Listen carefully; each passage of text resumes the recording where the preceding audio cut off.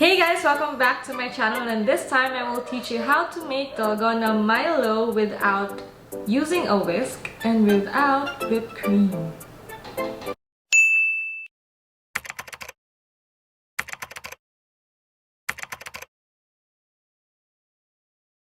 For non-coffee lovers like me, gagawa tayo ng Dalgona Milo gamit ang mga bagay na nakikita lang sa bahay. Wala kaming whisk, we're gonna use a fork. And instead of measuring spoons and cups, gagamit tayo ng tablespoon. Instead of clear bowl na glass, gagamit tayo ng Tupperware na transparent para naman makita niyo yung journey ng ating Dalgona Milo.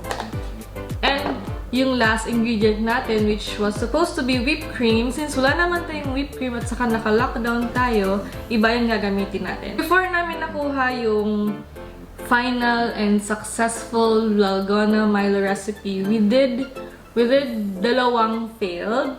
First one was yung ingredient na was 2 tablespoon na Milo, 2 tablespoon sugar, 2 tablespoon na warm water, and then 3 tablespoon ng cream.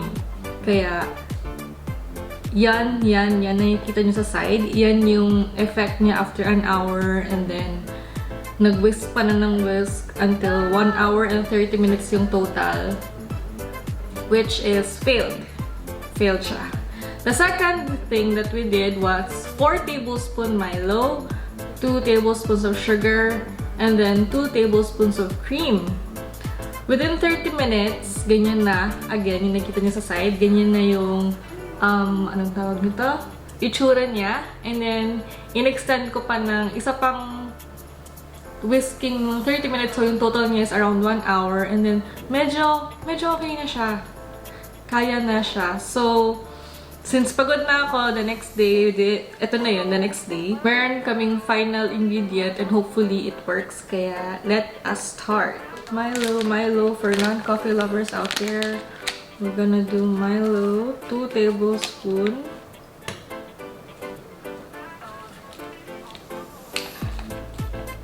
Ayan, 2 tablespoons of Milo. And then si sugar, 2 tablespoons.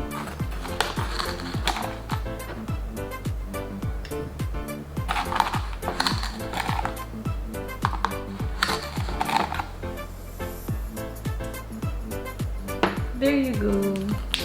So this time, huwag natin lagyan ng water. Kasi para siyang nagli-liquidy if ever may water. So let's skip the water kasi dapat frothy yung ano niya, yung final outcome niya.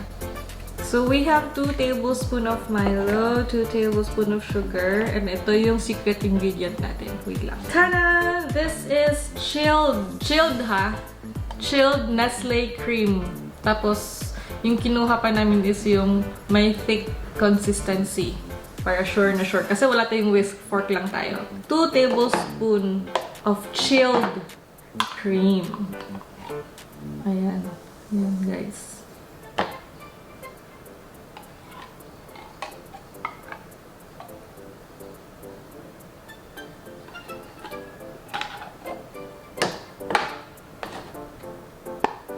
Two tablespoons of chilled cream. Then let's put the Milo.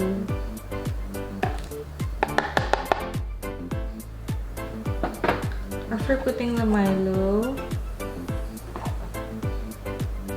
yung sugar naman.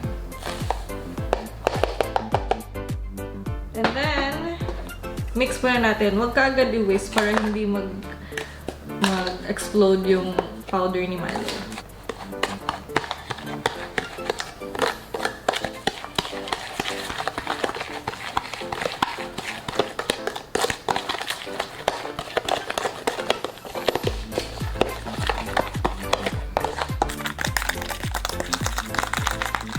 So, time ngayon is 7:40.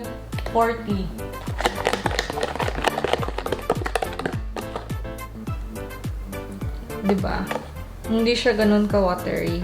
So, dapat wala talagang water. So, now, let's whisk like scrambled egg. Para ka lang nag-scrambled egg. And ito yung maganda when you're using Tupperware kasi fork lang tayo eh. So, kapag glass yung gagamitin mo, maingay. So, let's just use Tupperware and then whisk this one.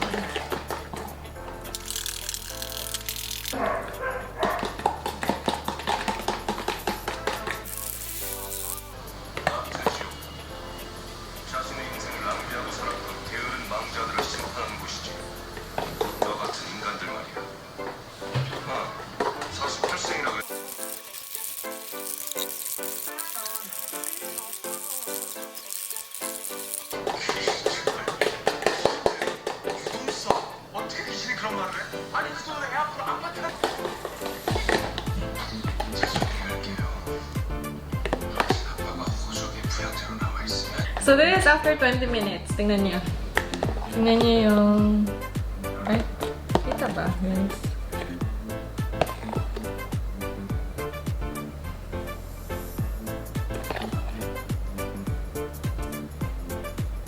So, sabi nila okay na daw siya if nakita mo magpapatong-patong na siya and hindi siya magmimix.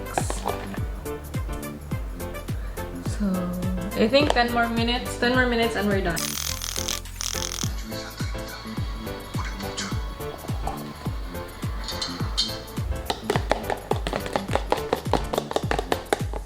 We are nearing our 30-minute mark. May difference ba sa 20 minutes? Let's finish this.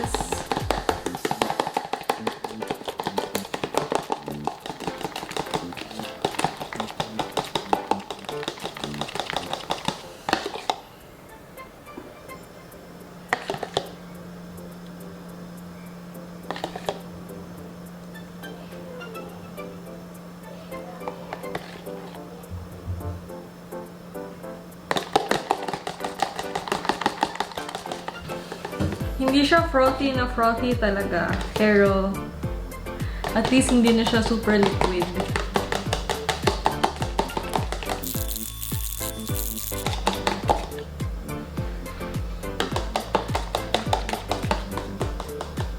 Three minutes.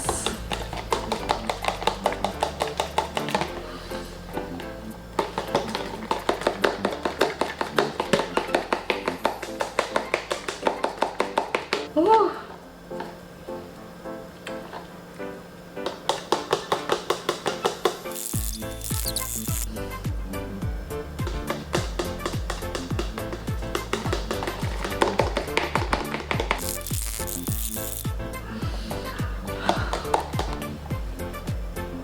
One minute.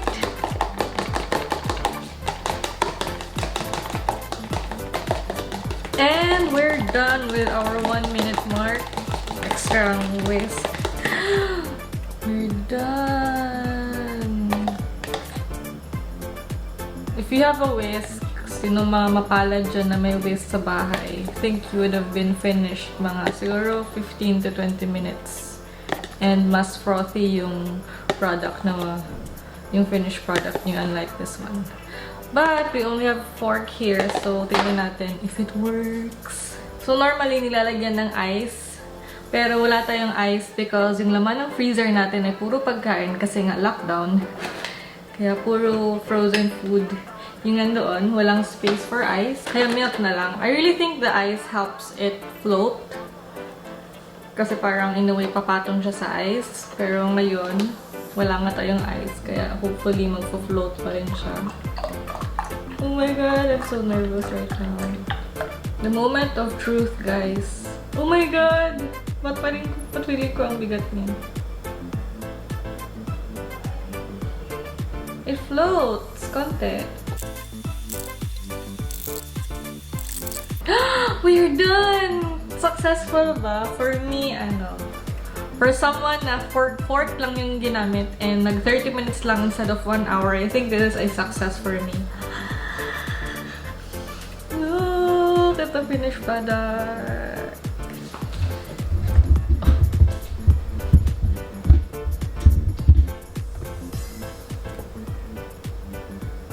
It's floating. It's floating, guys. Ang toppings tayo ng Milo powder. Para feel mo na Milo talaga yung nilagay. I'm so happy. Ta-da! We're done!